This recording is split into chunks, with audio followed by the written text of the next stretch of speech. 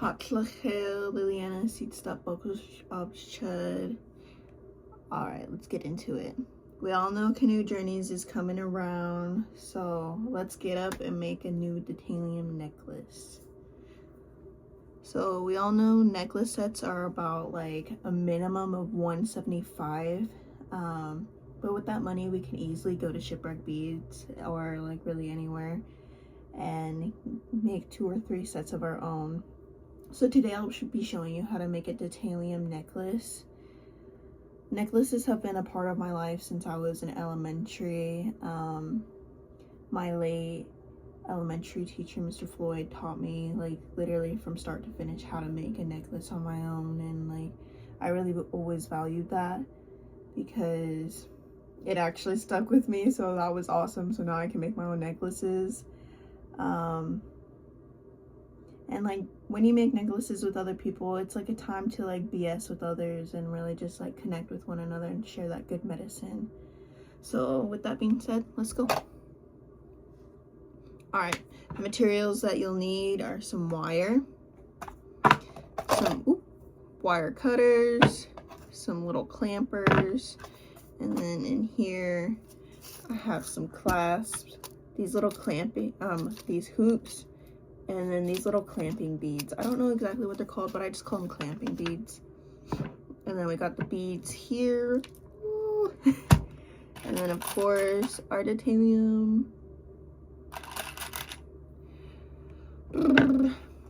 All right, so first we will be taking this thing off, be getting this.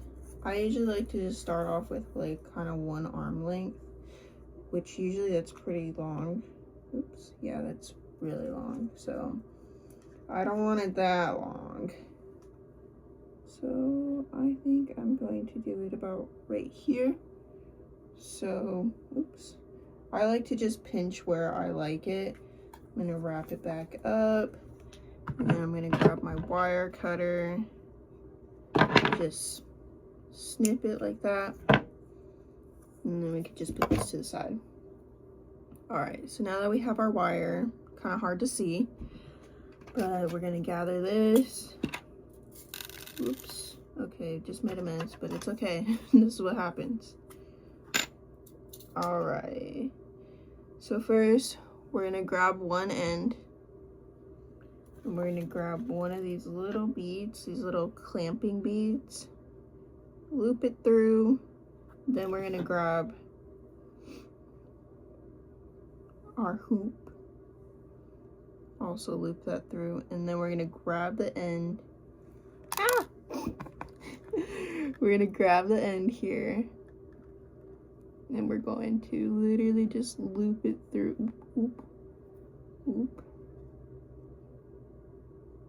Loop it through, push it up a little bit because we don't want that big of a loop. And then once it looks kind of like that, whoops, we're going to grab our clamper, and then we're just literally gonna boop, and then it'll look really funny, a little pressed.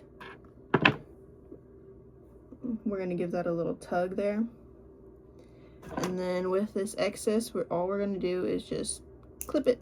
That's it. All right, give it another little tug. Then we're gonna start off with our pattern. I was always told to just kind of go with whatever you're feeling, and like nothing should feel forced or anything when you're making these patterns, because yeah, just got to start with like a good mind, have good vibes, you know, and everything else will kind of go hand in hand, which is kind of nice to think about. I'm gonna go with the colors of the medicine wheel today because I don't know, I guess I've been really liking the medicine wheel vibes lately.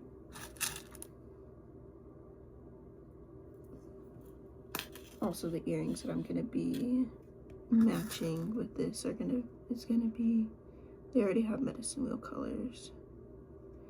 It's made with abalone. But yeah.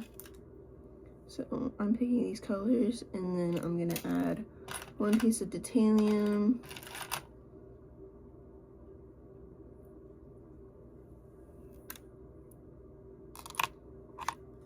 Alright, be back.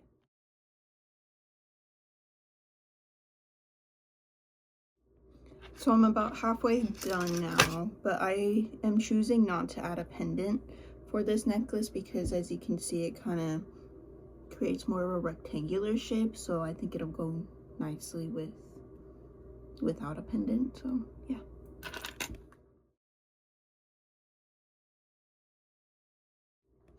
Alright, so now I've finished my pattern, and we're basically going to repeat what we did in the beginning, except now we're going to have the little lobster clamp. I believe that's what these are called.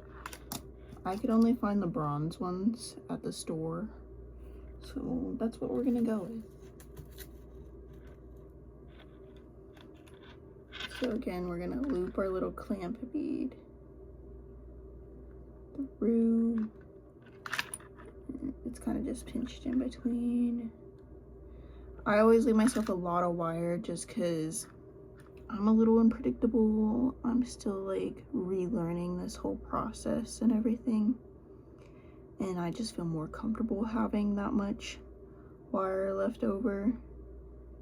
I mean, do what you want, whatever, really up to you. And I always try to get as close as I can to the beads, and then again we'll just clamp on, give it a little tug, and then we'll grab this excess wire. We'll just pink. All right, and then finally we are going to try it on.